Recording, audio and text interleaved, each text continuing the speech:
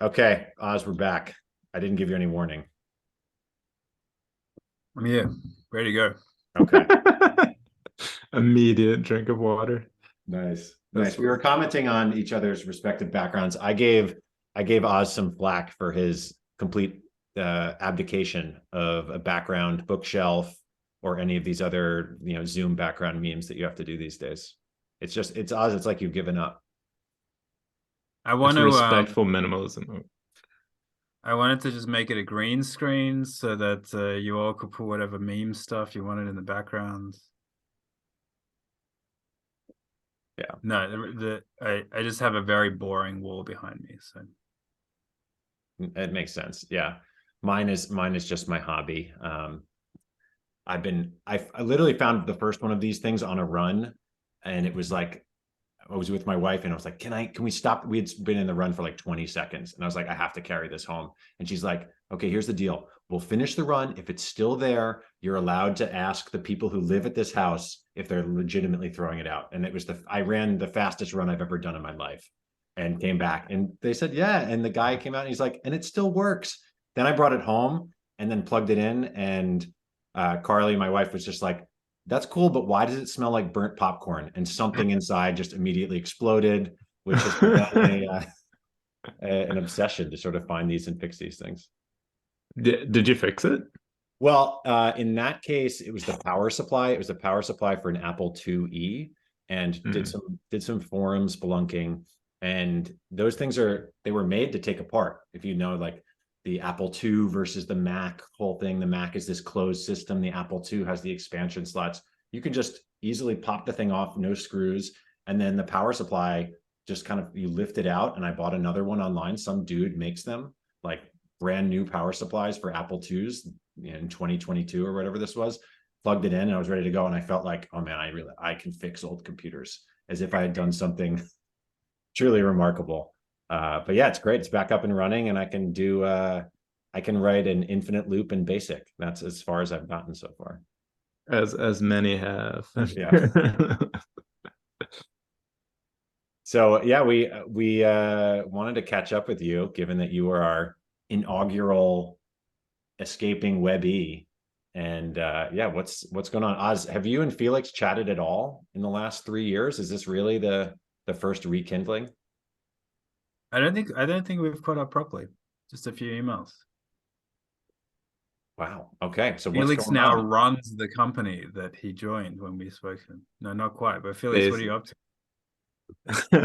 I mean, running the company. No, considerably less glamorous. I made my way to senior staff software engineer on the quantum control team, which Oz told me. Essentially Oz's response is, I don't know what that is, which fair. But yeah, basically doing like a embedded, or what some people would call real-time control for the quantum control system, the thing that helps us run our experiments and algorithms on the quantum computer, which I was really proud to tell Oz. That sounds like some pretty serious JavaScript. Are you guys like onto TypeScript now? What framework do you use for that, Felix? Well, it's funny because, like, I don't know if you know this, but like actually the original control system was written entirely in JavaScript. But now my part of the code base is written in Rust. So we did go from JavaScript to Rust. And actually, although it was JavaScript, the original author of that whole control system hated third-party code. So he rolled everything himself, like including the web server, which has, I think, aged poorly in retrospect. I actually would really have liked to have had a framework instead of bespoke JavaScript code powering a $1 million machine that shoots lasers that can like is that piece still up and running? Is that web server still up and running? Are you allowed to say? Oh yeah, it's still going. Yeah, it's to my chagrin. I think we would all like to move on at this point. So there's an earnest effort to make a second system, which is like when I first read the second system phenomenon, I do not think it could have more aptly captured what's going on here. But when you have code that is so like that is aging so poorly, you feel like an immense pressure to get it right on the second time because you're starting all over again. You're like, we cannot have this situation. And that really captures the mindset of what's going on and kind of the paralysis around the design. But is that a paradox? Is the second system immediately become the first system for the new people coming in? Is there a way out of that? I think like ostensibly the way out of it is to gather all your requirements and create something perfect because you've given like an immense buffer of design, and of course you're going to get it right the first time, but you know, it's like 2 years later and we still haven't deployed a production version of this, so you know, your mileage what stops you from chipping away at the problem? Like, why can't you incrementally replace, like, is it such an important interface that it's impossible to change it a piece at a time, or is it like psychologically something that stops the incremental approach? The incremental approach, I think you can in some sense, and that is being attempted. Like for instance, the quantum computer is kind of a consortium of different embedded devices that need to be coordinated by some master controller, and you can like split up that functionality and reach across from one host to another. So that's an idea. I think the fundamental problem is really one of state.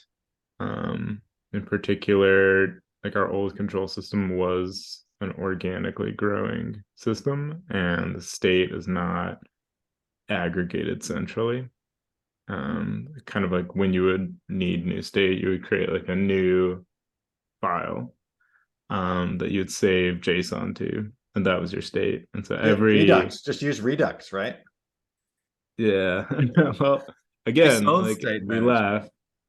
We all have, yeah, we all think our things about Redux, and I certainly thought those things. I think we could really have used some Redux. I think that would have helped, rather than having like a fractal fragment of various state collection in various places. But it's keeping them all together. This JavaScript server has its million different data stores, and it fundamentally has a central representation of what the state of the quantum computer is at a point. And it's hard to have another service take some of that responsibility when it cannot get a consistent picture of the state at any given time, which the node server magically does, because people have done the incremental work needed to get it necessary. That's kind of what I view as the fundamental problem for like why you cannot like progressively move over. But it's complicated and bizarre enough to be studied empirically, the software. So this is my theory, and who can say? All this is to say is it can get much worse than Redux, as I'm sure anyone who's familiar with the term backbone JS knows. Can you would you mind just doing like an explain it like I'm 5 for the like bare minimum of what you're talking about? Like, what is this web server? Is this how people are running experiments? Is this how people are accessing the control server systems that you're writing to run their experiments? Who's interacting with this system? I'm not really like, you don't have to do a full, interview architecture diagram, but give me the explain it like I'm 5 for what we're talking about. Yeah, totally. I wrote one of these explainers back in the day for my company, so I'll try to resurrect that. I think effectively, like when a physicist runs an experiment, they have a bunch of devices that are needed to be able to like point lasers into a vacuum chamber, onto an electromagnetic trap. Like a trap is a device that can produce an electromagnetic field, that can suspend ions in it. And ions are important because there's kind of like these ions are chosen to have one valence electron. And so that valence electron state can be changed. As we know, the level structure of an electron changes when it's exposed to like outside electromagnetic fields. Like that's what we see pretty much every day. Anytime you look at something that is fluorescing light coming from the interaction between electrons and electromagnetic light. And so we use this outermost electron as the energy level, the qubit. We shoot lasers at it to influence its orbital around the electron, because it's going to either absorb if it's resonant with that electromagnetic field, whatever, it's lasers on ions. And in order to do that, you need to have mirrors that steer the laser. You need to have control systems that keep the frequency of the laser locked at a certain level. You have like 200 or so embedded devices. So you have one server that needs to all coordinate them to do this one goal, which is to shoot lasers at the right time and at the right place. Is this a bad? Can I interject for something? Because this is making me think that it's almost like old school computing where you've got the mainframe. And is it the case that folks have to? Is there one machine that people are sort of waiting in line to run their experiments on, and then yeah. Is that what it's kind of like that? And you can't do time. Yeah. It's not like it can split cycles between. No. Okay. Because quantum computing, while being very powerful in theory, does tend to take a lot of physical time to do, especially because you have to keep the system calibrated. So if I need to like test or debug something on the system, I kind of wait in line for it to be ready to use when the physicists are done. But it is very much that wait in line, old school, mainframey vibe. And these computers are as large as a small room, so the size element is also mainframey as well.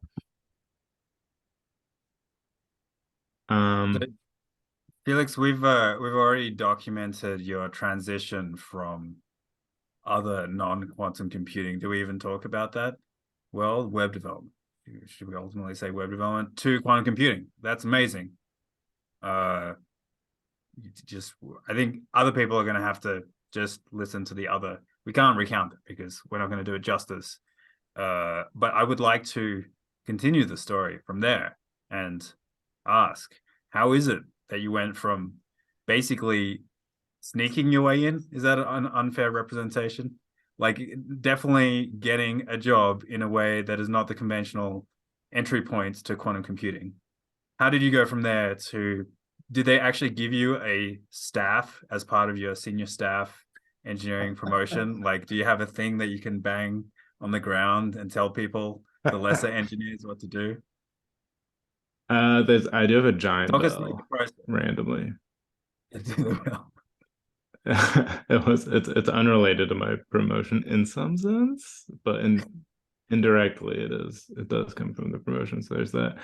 So is this journey from web development, or like now being like more in like a team lead or technical leader situation? What do you think, Charlie? Do you want to I think one quick sentence on like how you got there. From what I remember is you were doing some self-study and you made a open source project that you were able to present on in some sort of conference or talk, and that maybe was your potential segue into theoretically, I'm assuming here like a mid-level or even entry-level position in this quantum computing company. And I think we really want to know, like, well, one, let's recap that very quickly, but then what happened once you joined in and what was that journey like? How did that go? I wish the narrative was as neat as like I did a bunch of study and finally did this talk, and then that impressed my company so much that they invited me, and that would be like really linear. I think that's what I remember. That I did the talk while I was going.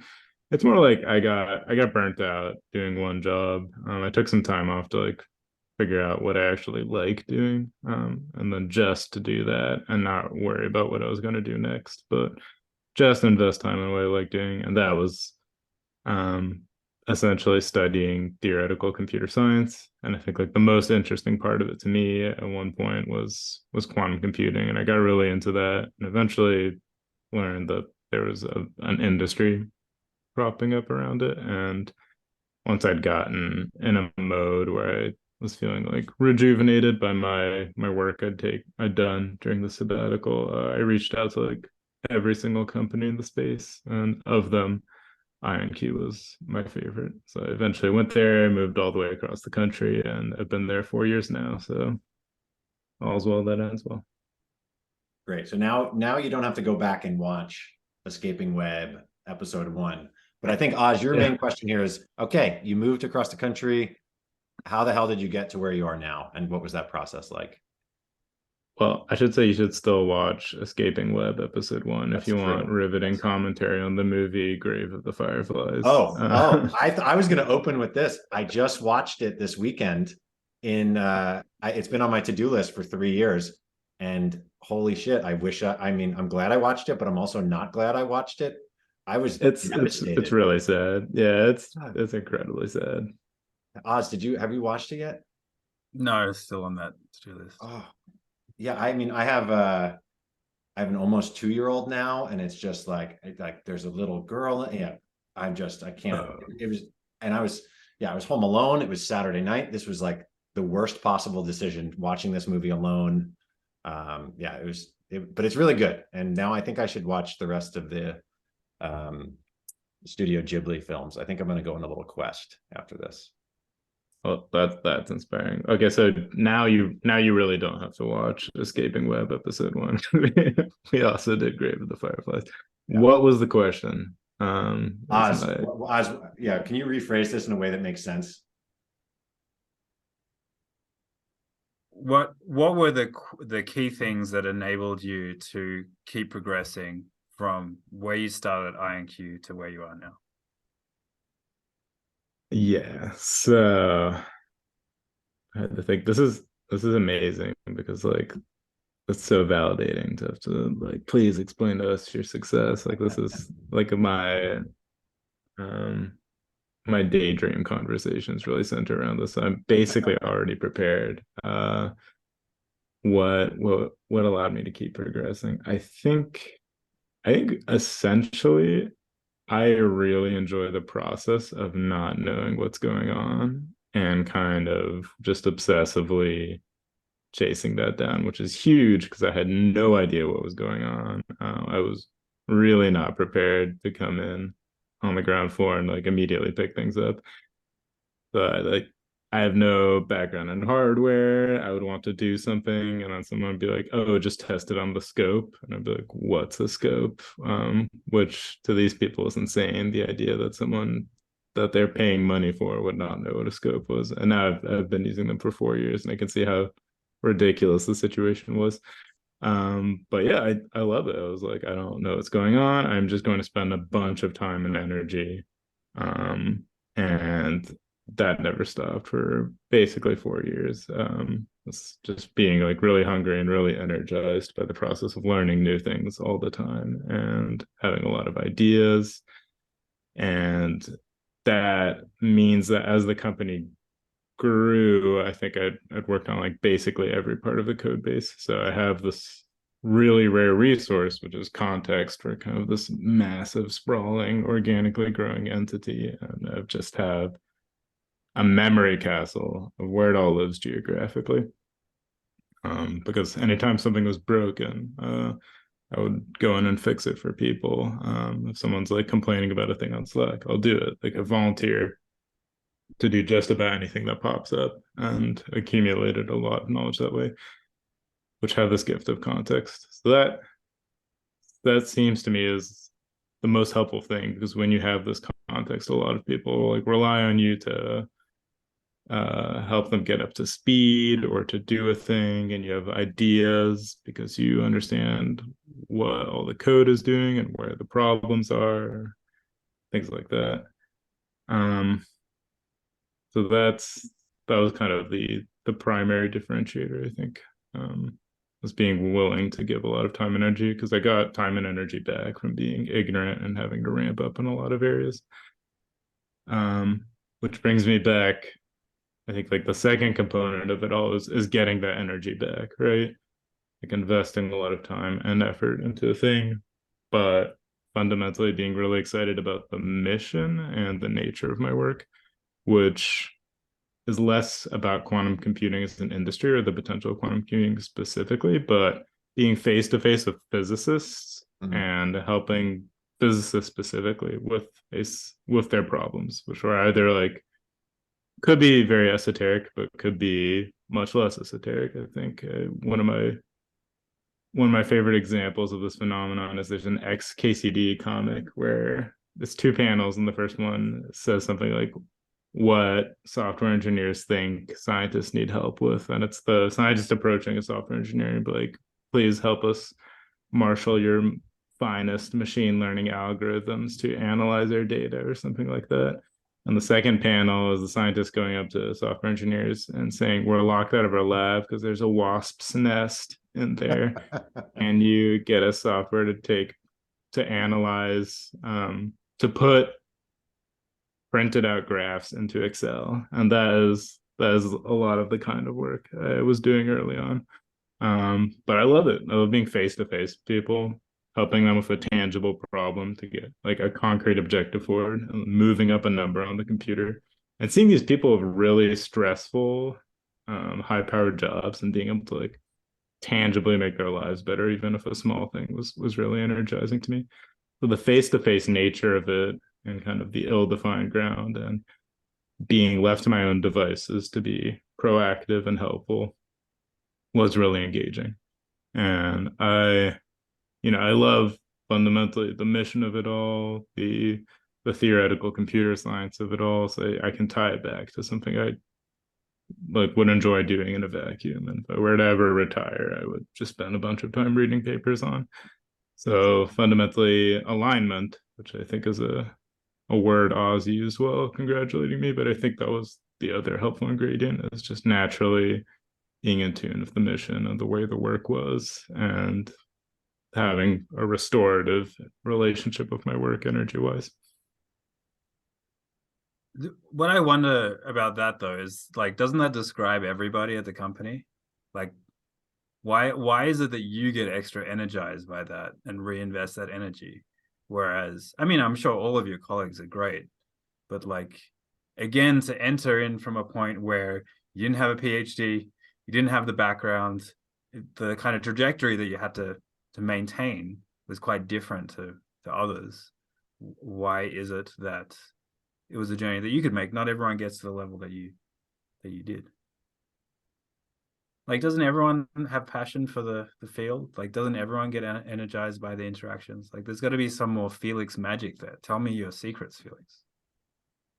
I do think it is like somehow more for me. Like, it's not really about innate ability, but I think some like the biggest differentiators are kind of just like the volume of the code base, the design of it, and the time spent testing. Okay, the context of when I say the code base is I brought up a new code base, which is our new control system, the new quantum control system, was in Rust, and I created like a new Linux distro for it all, tested a bunch of hardware, created like a fundamentally new way to schedule and run quantum experiments and algorithms in Rust, and all these things. And I think, as far as I've seen, like I have spent more time and energy on it, especially by way of testing. But not all my peers, but like the peers that do have this relationship with their work have also like risen in the ranks. But certainly, for me, the face-to-face nature of the work being more energizing means I put in more in a wide variety of areas: design, testing, and then just volume of code. So I do think that still stands out to me as a differentiating factor, even if I'm in my company, where people can be at a quantum computing company, but do you are more passionate. Sorry. No, you go. What was I saying? Where people can be at a quantum computing company, but be more passionate about front end design or like control theory, like their own little corner of the world. Whereas I'm kind of eclectically passionate about the comprehensive state of engineering at the company, just because I like the company specifically, I like the people there, I like the work, I like quantum computing in general, and that's made me multifaceted and useful across many teams, which is the differentiator for staff. how generalizable do you think your experience was? Like, I have a lot of people, a lot of students in particular, but just generally people who are in web development or something that they don't necessarily enjoy that much, and they want to break out of it and do something else. And obviously, I think about your experience and a number of other students who've done something dramatically different, and try and give some advice that's like draws from those lessons, but also fits what this person asking, with the position that they're in. How generalizable do you think your experience is, and like how much of what you have done and experienced do you think you can provide as advice for somebody else? Or maybe more clearly, like, what is the advice that you would give to somebody else? Is it like the advice that you would have given yourself in that situation? It's interesting. I think like a lot of my thoughts have changed on it. How generalizable do I think my advice is? I think first off is that I got extremely lucky. I joined like a very small company that needed kind of a generalist engineer. And I was ostensibly hired to be like full stack software engineer, and actually like more oriented in my typical, or I guess like the latter half of my experience more in typical web development. And then once I joined, it seemed like there was much more engineering to do on the control system side of things. And I was volunteering a lot of my time and proactively investing a lot of energy in that. Can I So drill in on that, Felix? Because one thing I wanted to ask about is sometimes there's this notion of a staff project that is like representative of your caliber and like engineering excellence and et cetera, that can sort of vault you from the senior software engineer kind of career level engineering into staff.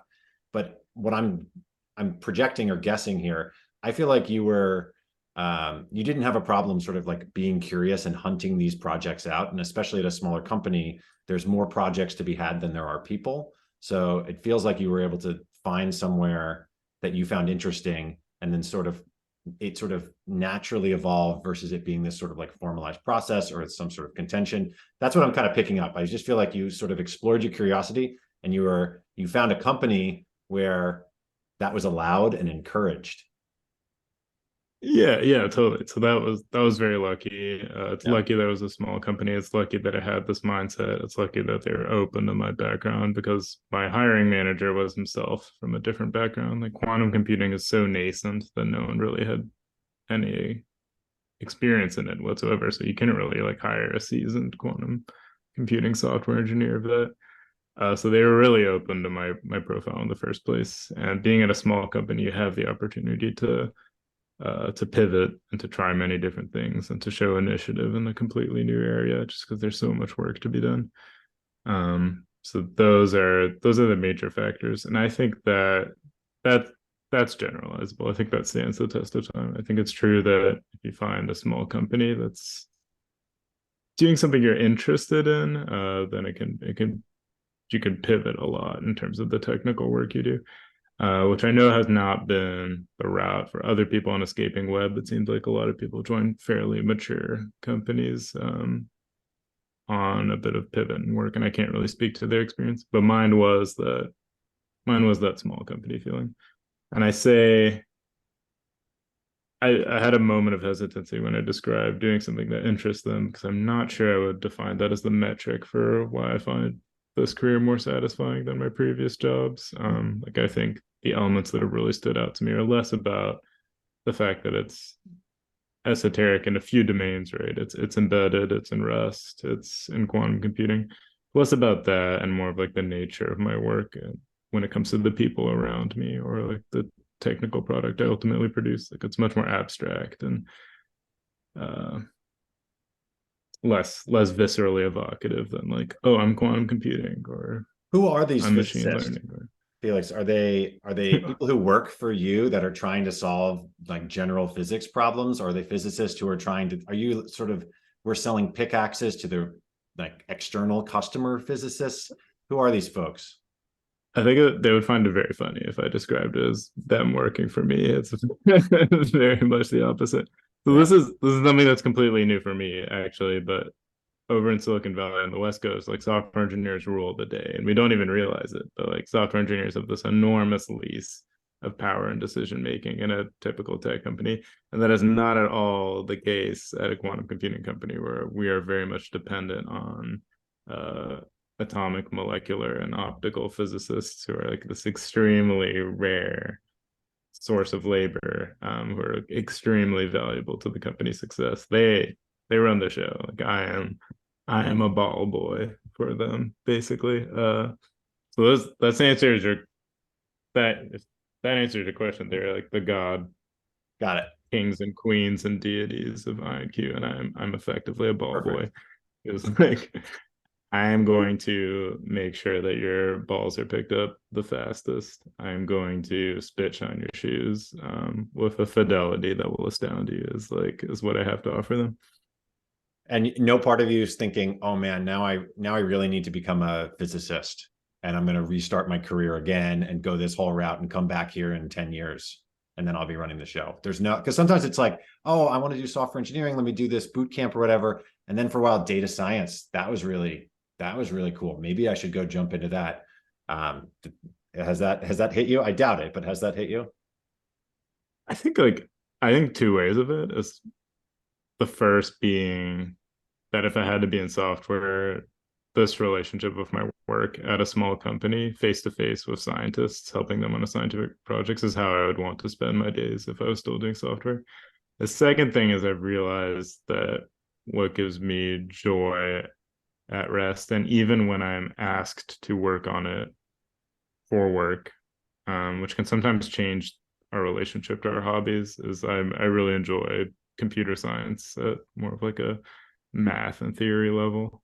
That is like a recurring passion of mine and something that gives me a lot of energy. So I'd say if life had gone as planned and I was not, this is a deep cut for all you escaping web heads out there, but I'm a double dropout. But if life had gone as planned, I would have loved to try my hand at theoretical computer science is something I discovered. So not physics necessarily, but if I do somehow retire from my tech fortune, which does not exist, but hopefully will if I get lucky, then that would be my alternative career path. So hopefully I've addressed your question. I'm talking way too much. I feel like I'm just going to note that. Oz, have you had any other students who've gone into quantum computing? No. Well, just okay. Felix. Cool. So Felix, you're carrying the staff. I got to keep saying it like that. You're carrying the staff for everybody, at least in quantum computing. Yeah, I recommend it as a career path for anyone listening to the show or the last. Surprised there were not more, although I'll do my best, I suppose. Maybe I've been setting a bad example, or my escaping web episode was disappointing or too focused on Japanese animation. Not enough. I had a question. Obviously in the interim, we've had COVID and everything and work from home. How does that work for you if your job is manipulating mirrors? Were you able to use this like web server to like remotely do this, or you obviously can't have the quantum computer come to your apartment? Was that terrible, or was it completely fine working remotely in that context? It does end up working. We actually have a lot of remote software engineers, Okay. because you can use the control system to work the devices. There's a lot of ways someone could be a remote hardware engineer. In fact, many of like our FPGA engineers are remote. Like you can have a web mounted scope. Like the technology is there to do a hardware job completely remotely. I'm different in that I actually like being in the office, and it's much faster to just walk up to a device and power cycle it manually than it is to like log into a remote Ethernet power switch and like switch it off on your computer. And also just the visceral feeling of pressing a button trumps any kind of web interface. It's so good. Yeah. Yeah. I need it. I need to be in the office, which I realize makes me a bit of a class traitor to a lot of software engineers who are sounding the remote work horn. But for me, I need to push an actual button, and I need to hear the beeps and clicks. So that's why I'm still here in Washington, D.C. in the lab. But to be fair, a lot of our workforce does work remotely, which I should mention is a possibility, as I'm now on the hunt to recruit former Bradfield attendees or whoever may be listening. Well, you feel like you were chatting too much. What questions do you have for Oz or even me? Because I'm using this as an opportunity, since y'all haven't caught up in a while.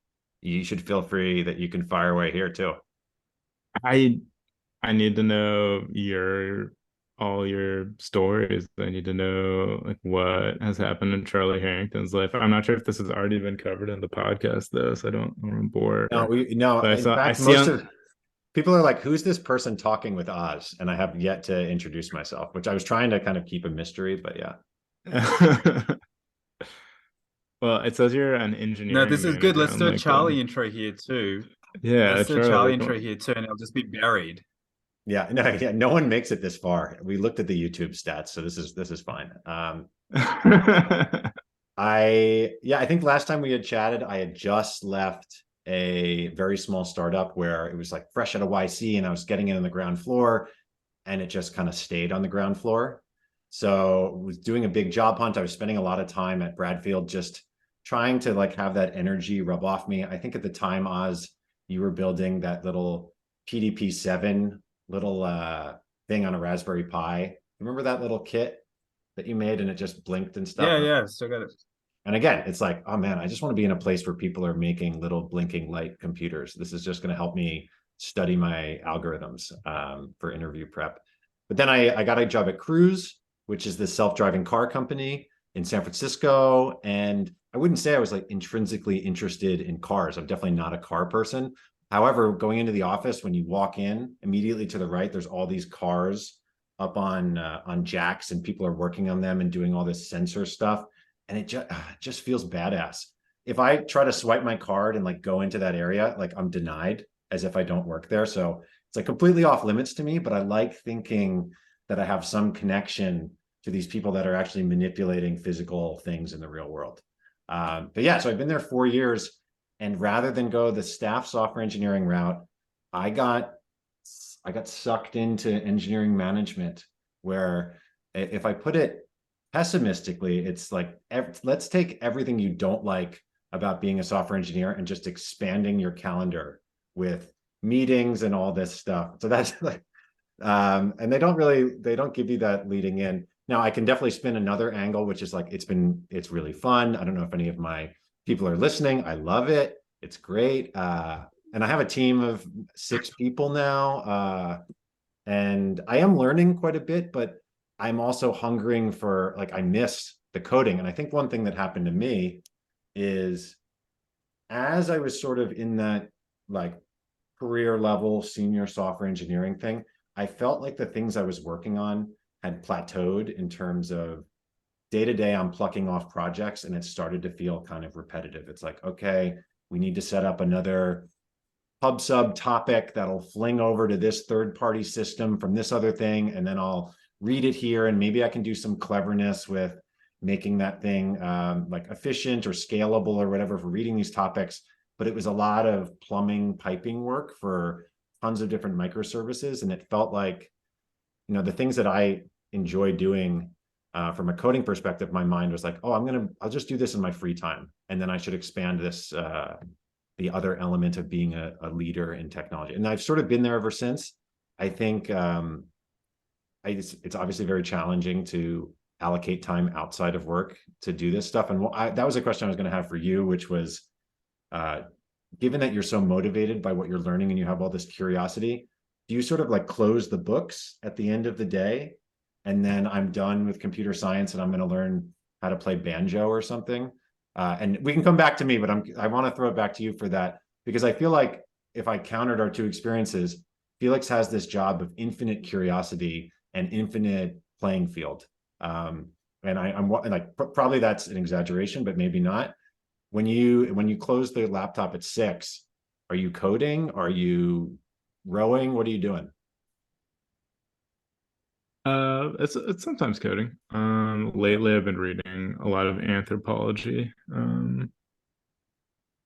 Is is kind of this niche academic interest I picked up. But I will, brush up on my art. Like we've got Linux kernel development hanging around there, which is actually surprisingly germane to my work, and I think very exciting to hear about, because I know I would have thought that was cool originally in my work, but I'm reading it because it's actually hellish. And in order to have it be less hellish, I need to understand how it all works.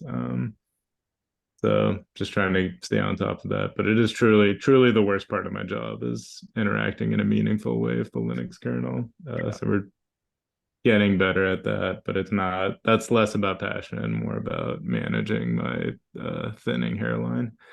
I feel But yeah. I guess it is infinite curiosity, but steered towards a more non-technical field in some sense. Although I did also start doing FPGA development on my own and looking at procedural generation algorithms. So there's some coding as well. Okay, the curiosity continues. Did you consider the management route at all? And one of the, like, they kind of build this to me as this is a two-way door. You can go back and forth between these things. And I've definitely seen some people do that, but was that at all something you considered? It hasn't ever been, because I don't think my strong suit. Insofar as I've seen the engineering manager job, I did not think that my strong suit was in it. In fact, I think like a lot of my weaknesses would have been in management. However, as time went on at IonQ, we did not have a manager for my team, and so I did some managery things. And when we did get a manager, it was kind of hard to let go, because I thought like, no, this is part of my job. I have to do this. I have to like get groups of people together to figure out what we're going to do and have conversations about ill-defined problems.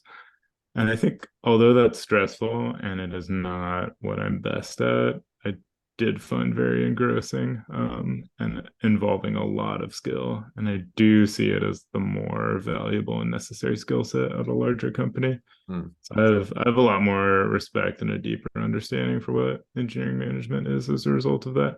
However, now we do have a manager, and I'm much more firmly an IC now that that's all shaken out. But that was my brief experience with it. I came away with a realization that it's not what I'm naturally talented at, for a variety of reasons, but also, as I said, a much deeper respect for it. So yeah, it's hard. It's hard in an oh, sorry. I was just gonna say it's hard in an exhausting kind of way, because there's this exhaustion associated with dealing with people. And not to say that as an IC you're not also dealing with people too, but it's much more heavily tilted towards people, and that it gets heavy. I have been trying to do a little bit more coding. I looked at my GitHub at the company, and it was like I hadn't seen a green dot in a while. So I did this thing last week where we're working on this sort of like pipeline management system, et cetera. And I was like, why don't I figure out a way to render this with some visualization thing? Found GraphViz. And then I was like, this, you can spin up a Jupyter notebook and view it. And everyone's like, that's too painful. Why are you doing this coding thing, Charlie? We have people problems that you need to be dealing with.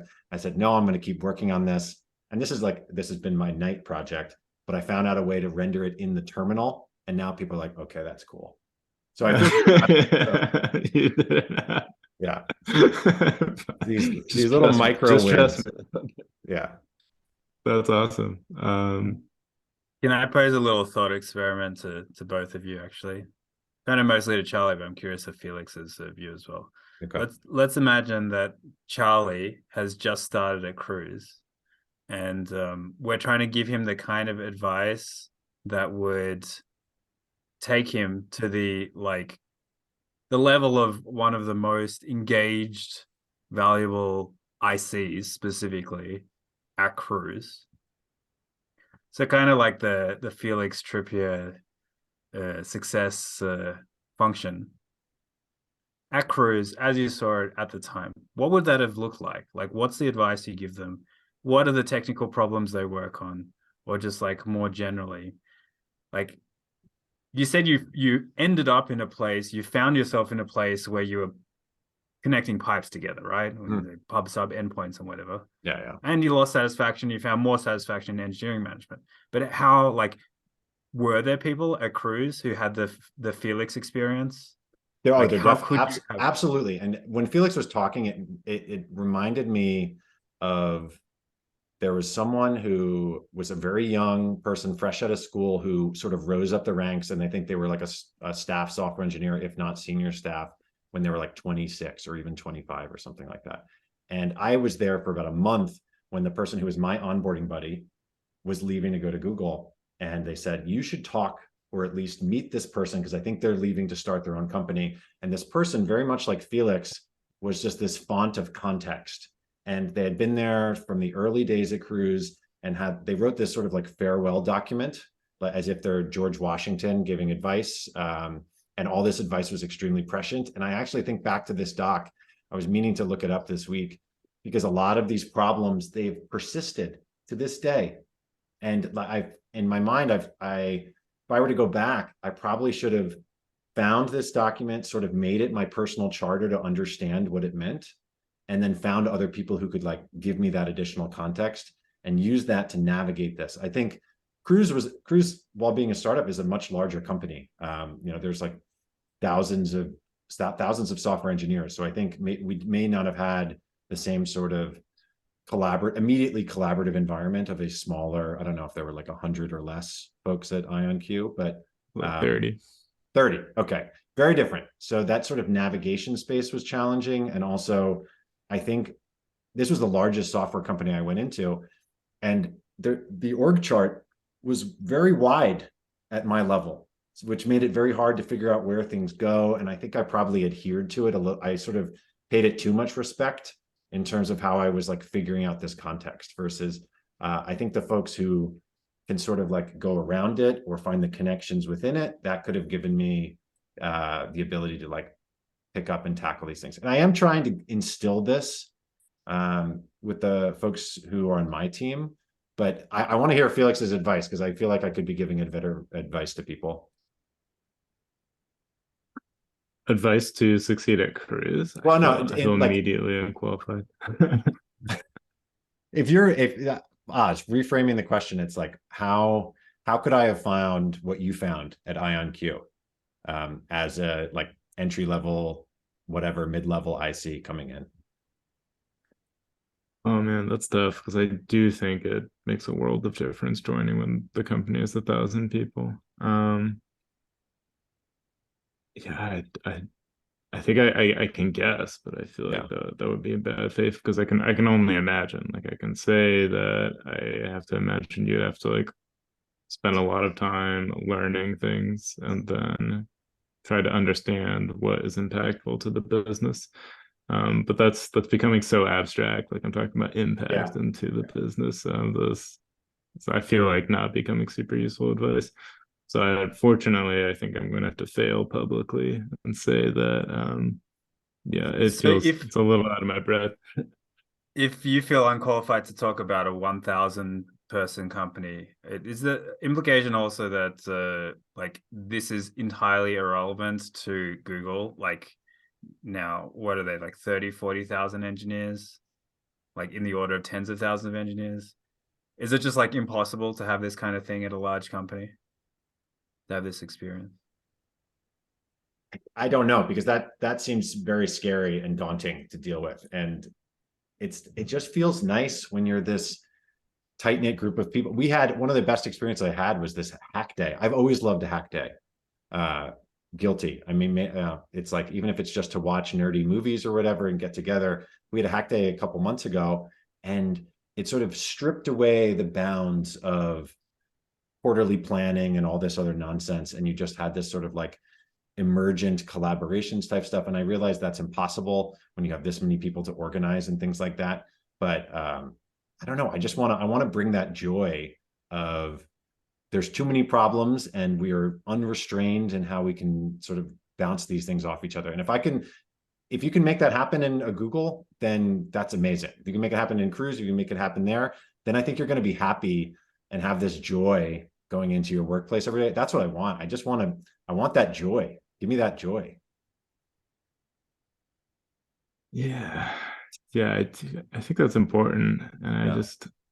I see that at larger companies it gets harder because I feel like what I experience is that I'm experiencing a gradient, like some sort of derivative. I'm seeing my company grow larger and other qualities are changing. So I'm only imagining that as it continues to grow larger, the change I'm seeing is has grown larger. I guess I've linearized this gradient. But what I've seen change is that it becomes much more valuable to be able to get consensus across large groups of people on a technical decision, which I've hinted is not my strong suit. I think I took an engineering leadership class back in the day, and as an exercise, they said, okay, they give us a problem. It's basically two people on a mountain. They start at the same time. They each have different speeds. Do they ever at some point meet on these paths going downwards? And I figured it out. I was like, okay, if you were to superimpose the graphs, there has to be an X crossing. And so I gave this like long mathematical description of why they had to cross. And then once I'd given my explanation, our teacher asked the rest of the software engineers if they were convinced. And I was like, I would give them like a mathematical proof. Like, of course they're going to be. But no one was. I had not convinced anyone. And I was not able to. I just continued restating my mathematical proof. And when I observed people who were successful at this task, they reached out to these people and like asked them like, why aren't you understanding? Like, and they chose different analogies and used like visual analogies and things like that. That instinct had not occurred to me. I just thought of an answer to the problem. I was not able to make ground in convincing people. And I was also frustrated because I was like, I'm just telling you that it is correct because it is objectively correct. And that's not a skill that I've had or that I've been able to accumulate successfully. And I see other engineers now taking the mantle and using the skill to say, like, to argue for a change to our code base, which I kind of just go in and do. Because I know where it all lives. But that's an ability that's going to decay as the code base changes and as I'm alienated from it as it grows larger. So I can see how my skill set might not transfer to a larger company. And I can see that as the company is growing, it's more of like evangelizing your solution, talking to small groups, skills like that are much more, in my view, what I would have considered managerial. And that's why I feel like I'm unqualified to speak on success at Cruise, because I have to imagine that more of this skill set is what is actually impactful, because you need a larger group of people to do the work that will generate business leverage. We've been, I lead this book club, and it's me as the only manager and a bunch of ICs throughout my entire org. And we did Will Larson's staff engineer book. We're almost done with this one, which is Tanya Riley, The Staff Engineer's Path. And this is sort of a guidebook effectively for, you've just become a staff software engineer. How has your life changed? What are your new responsibilities? And that one thing that is like clear, it's not just, oh, I'm ever more technical and I'm more in the weeds. Now there is an archetype for that. There is the problem solver archetype, put you in a cave, come out 6 months or 6 years later, solve this tough problem. Maybe that's your archetype. I'm curious what your archetype might be. Then there's the sort of right-hand person of the executive, but then there's this sort of like systems architect. But a lot across all of these, you have to have this soft influence, and you sort of evolve above the day-to-day coding largely from what I've seen from this. And it does feel you're not directly managing people, but you, as a staff software engineer, you have this soft, if not strong, influence across the org that there's weight to that. And I like, in your world at this smaller company, is there a marked change from senior to staff? Did you sort of feel that your responsibilities shifted or changed in a way that you weren't expecting? Yeah, and I think there was a lot of pushback on stuff I would have considered myself to excelling at, or where I would have offered value, where there was a lot of pushback on me going in and doing a thing, which I viewed to be good practice. That's how I learned everything. That's like where I got to where I am, is just anytime anything pops up, just figuring it out and solving it. There was a lot of feedback around letting other people do that and then coming in with small hints and then otherwise letting it rest so that the organization could amass more context. That was kind of an immediate pivot, is me understanding, internalizing that, and working more on this kind of mentorship angle. But actually, a lot of the bulk of my work is now more on setting like an engineering direction for large projects, like making architectural documents, getting consensus around decisions, making new architectural documents, things like that. Like figuring out a plan, figuring out what it's going to shake out, figuring out larger ideas of what would improve our code base or our ability to, hit larger company goals. And that has in fact involved less code historically. And has your calendar become unmanageable? Have you lost your sort of headphones on time? And how do you protect that? I do not go to a meeting unless I know it will produce a tangible outcome that I need to do my work in order to keep doing the kind of role I'm doing right now. However, I do think it is increasingly necessary for others in my company to attend all these meetings so that they can be aware of what's going on and go in to provide input and pick up work when meetings become more of a loose, unstructured conversation. My own meetings have an extremely aggressive agenda and objective, and so they're very efficient and they get to a single point, and that's how I operate in meetings. So I don't engage in that spectrum of meetings, as it were, but I also don't have a pejorative opinion about it. It's like simply like how I've kept my calendar clear. But I have seen that be necessary and work well for others, but I've also seen their role change from mine. What is your answer to the archetype thing? Would you ideally be person in a cave, problem solver archetype? Or do you feel like you're happy in this sort of cross org architect? I think the architecture mostly extends to our control system, so like mainly our team, and I'm mostly serving in a cross team role and like a less hierarchical capacity where my input is needed, but I'm not really setting direction as much as I'm like as much as I'm a peer, and I need a lot of cross team support for my own projects, which is when I'll reach out and pull others. So I guess it does seem to hint more at the person in a cave, and I think if I'm being honest, that would be my preference, because I think that is the most satisfying moments I've had and the best relationship I've had in my work is then I can kind of work in isolation. But let's be honest, between the three of us, who most looks like they're in a cave right now? Oz, I don't. Audio listeners are being robbed. This man is in the void, basically. Oz, who's reviewing your PRs for CS Primer? Are you? Yeah. I have It's Oz just the questions bot. too. I'm raising my hand.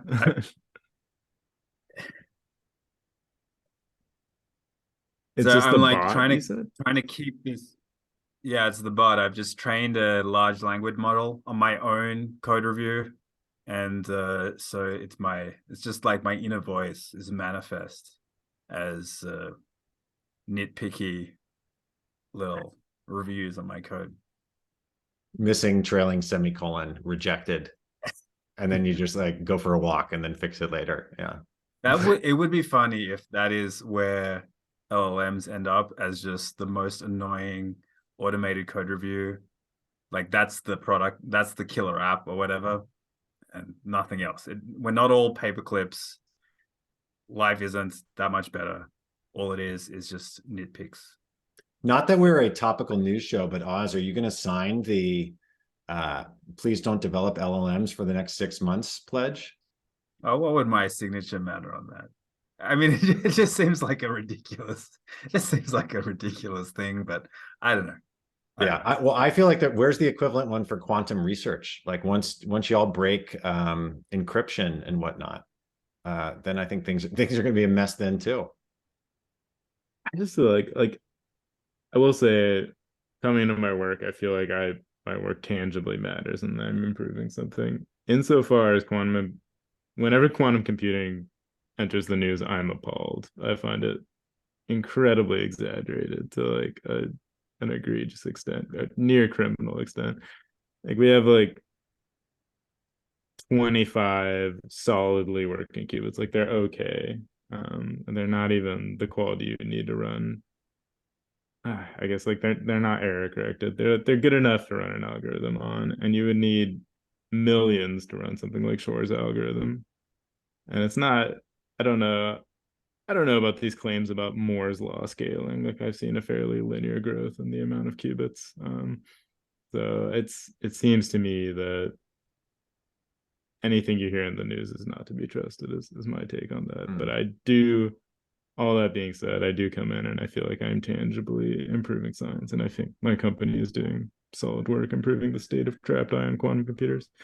But I can only imagine that people at OpenAI have a similar relationship with the publicity their work generates, where it's like this is getting out of hand. But that's my thought on that. But people aren't falling in love with quantum computers or qubits. And I think people are falling in love with AI. So, I mean, maybe they can. Maybe we connect the two, and then that can be some cause for consternation. I think people are being infatuated with large language models. Like they, one can only truly fall in love with a quantum AI. You heard it here first. In a minor segue, before I do want Oz, I feel like we need to put Oz on the spot to sort of give his 3-year thing. I want to recommend a book to both of you that I think is tangentially related to physics. Actually, it definitely is, but it's called When We Cease to Understand the World. And it's a nonfiction novel. It's like very small. And I'll read the little description here. It's a book about the complicated links between scientific and mathematical discovery, madness, and destruction. So I think you should read it. It's sick. And we can, when we chat again in 3 years, this can be our Grave of the Fireflies catch up. So this will be your little your homework. My partner recommended that book to me, so I probably will read it at some point. Well, yeah, read it soon. Okay, Oz, you're on the spot. What is your what's your update for Felix? I sort of know your update because we've been chatting for 2 weeks now. But yeah, what's going on?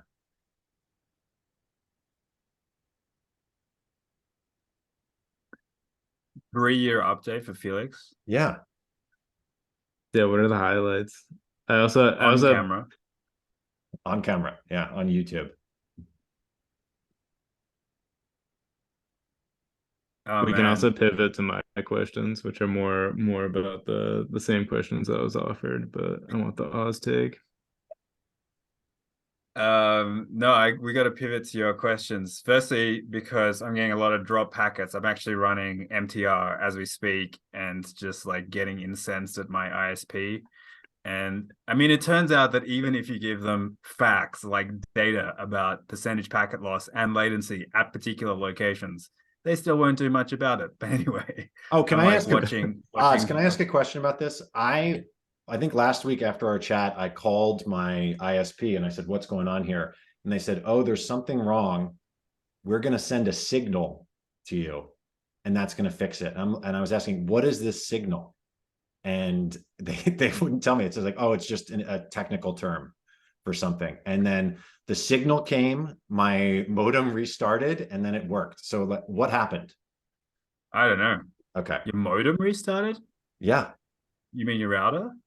No, so I have a modem and then a router. So like the modem is the thing that takes the coax in from them, and theoretically that's where that's where their world stops. What type of connection do you have to your ISP? I have no idea. It's like a coaxial cable coming in. It's like gigabit speed from Xfinity. It's not fiber. Okay. Do they call it cable internet? Like, does it run DOCSIS as it's linked? I don't know. These are good questions for me to look into. I was like, oh, Oz would know what this signal is. Okay. I don't. I guess it's like a control sequence that that can reset the. I don't know. Okay. I'm glad they got it working though. You just have to turn it off and on again. That's pretty much it. Okay, yeah, Felix, what are your Oz questions here? I want to know Oz's archetypes, like where back before you were a wizened instructor of learned minds, what was your role as a CTO? Were you more of the cave or cross team, or I forget the other archetypes, but what was your class essentially in the D&D sense? Yeah, I don't know. I didn't find a fit for myself in the way that you have, Felix. Like I've never gotten into a multi-year groove as a software engineer or an engineering manager in the way that you have. Like the longest stretch would have been 2 years maybe as a startup CTO. So like compared to 8 years of teaching, I think it's clear what my archetype is now. But yeah, at the time, like I think, is there an archetype that's like engineering manager with FOMO? Maybe that's Charlie's archetype. That's me for sure. I think that's what I was as CTO. I was like, the soft influence stuff totally makes sense. Easy for me. I had that without the rest of the staff engineer qualities, I guess. I could dive deeper into something if I could afford the time, and people would keep telling me to not do that and come out of the cave and let someone else do it. And I kind of hated that. I kind of wanted to do it myself. It's like, why do you get to have the fun while I, read through this security review or whatever? So yeah, that's what I did most consistently, I guess. But I don't know. I guess like because I never developed the kind of specialty, I never got to live the thing that I most appreciate in others, most enjoy seeing in others, of like pulling a thread that other people aren't willing to pull, and focusing. Like maybe I've just romanticized this too much, but like when I see security researchers who are like, I have this belief that I can jailbreak the Nintendo Switch and I'm going to read the NVIDIA manual on this chip that's 10,000 pages long and just start at page 1 and like find a vulnerability, and they come out of their cave 3 months later having done this thing that no one else has done before. Like that's amazing. That to me is the most exciting thing. And there's nothing exciting about like so and so builds consensus in the organization and gets something done. Like it's just it's not a fun story. That also takes 3 months. It also takes 3 months. Yeah, I mean, it also takes 3 months. Yeah. And like what has the most impact? I don't know. Like it depends on the context, I guess. But the thing that excites me when I see it in other people is the cave approach. Is the like indie researcher approach. It's not so much the like you pulled everything together from different organizations and shipped the thing, even though that may be the higher impact thing. So I don't know, like the truth of where I ended up was I just did what I could in the circumstances, and the best that I did before teaching was CTO of startup. But in terms of like where I wish, if I could have rebooted my career and started again from scratch, it would have been working towards like finding a context where I could do deep focus work that other people weren't doing, like that other people were not interested in. I was going to say, I feel like we all love the cave. It's easy to love the cave because there's no distractions. It's this pure intellectual environment of curiosity, and it's a myth. I think it's a myth. And as we've talked about this many times, I think Felix, we definitely talked about flow, and it's about how do you find your cave day to day? How can you get in that flow cave? And if you can do that, that's great. Because I don't know that many of us have the privilege of, or the like, not privilege or even just guts to actually go do the cave thing. If you have the guts to do it, amazing. I don't have the guts to. I'm in a fully illuminated room here. I'm not in a cave. Even though I call this place the Nan Cave, it's not scary. I try to make it fun and inviting to be in. So I don't know. I don't know if I can do the cave thing. Maybe you can work your way up to it, like Diogenes or whatever. You don't go straight into the cave. You like take a week break in a cave. It's like Carmack's programming retreat. Yeah, I want to do a writer's retreat. Felix, that's my other project. I'm trying to become a writer of some kind. I did a whole fiction writing project. Yeah. I saw that. I was very impressed. Yeah, it was fun. I actually, Oz, we were having this conversation 2 weeks ago where I'm kind of stalled on my main novel. And then Oz was trying to reframe it for me very much like a therapy session or whatever.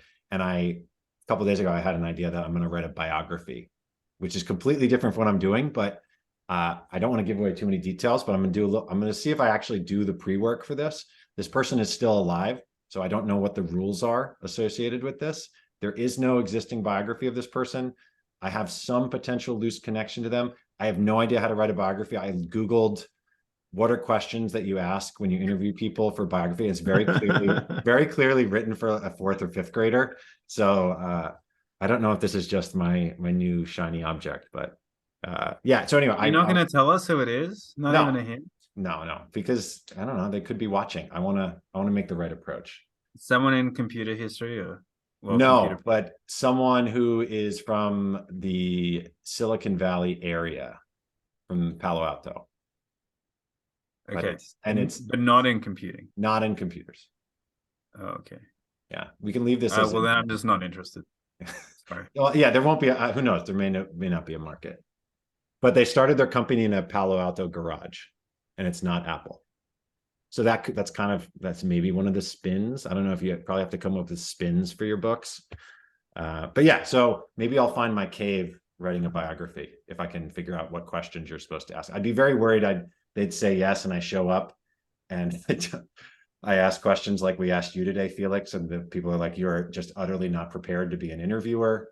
I'm very upset. I trusted you with telling my life story, but yeah, you Felix told me it's good to not know what you're doing, so that's why I'm here, sir. Please hold on. I don't want that to be the central takeaway. Please know what you're doing, professionals of the world. The safety and well-being of society depends on it. Do not go into the cold night with that message. All I'm saying is like I was really stoked at it. That's all. That's all I'm saying. Speaking of cold nights, Felix, I feel like we should it's late on the East Coast. I feel like we should allow you to return to the cave. I will indeed. I will go back and fight the cave monsters. This metaphor is got away from me. No, again, no one makes it this far. All the gold was in the first 10 minutes, so it's fine. Good. Well, invisible viewers, I hope you're not too disappointed. And Oz, be prepared to receive that 3-year catch-up email, which I will structure so as not to be as daunting. And sorry for your packet loss. That said, I'm caving out. And, all right. Thanks for having me. Thanks for coming. Felix. Talk to y'all later. See y'all. Good night. Bye.